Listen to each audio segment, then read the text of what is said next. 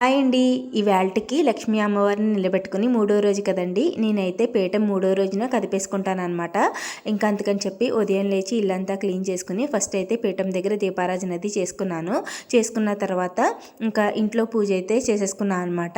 ఇంకా నాకు వచ్చిన స్తోత్రాలు నామాలు అన్నీ చదువుకొని ఇంకా దీపారాజన కొండెక్కిన తర్వాత మనం పీఠం అయితే కదుపుకోవాలన్నమాట. అది కూడా ఆ ఉప్పాలు చల్లుకొని కదుపుకోవాలి. అందుకని చెప్పి పూజ చేసేసుకుని తర్వాత పిల్లలకి టిఫిన్లు అవి పెట్టేసుకున్నాను. ఈ లోపు దీపారాజన అయితే కొండెక్కిన తర్వాత ఆవు పాలు జల్లుకుని పీట అయితే కదుపుకున్నాను అనమాట. ఇంకా కలసం మీద ఉన్న కొబ్బరికాయ దేవుడు మందిరంలో కొట్టుకుని పెట్టేసుకున్నానండి. ఇంకా దేవుడి దగ్గర పెట్టుకుని వెండి సామాన్లన్నీ ఇంకా శుభ్రంగా క్లీన్ చేసుకుని తుడిచేసి పెట్టుకుంటున్నాను. మళ్ళీ పూజ టైంకి తీసుకుంటా అనమాట.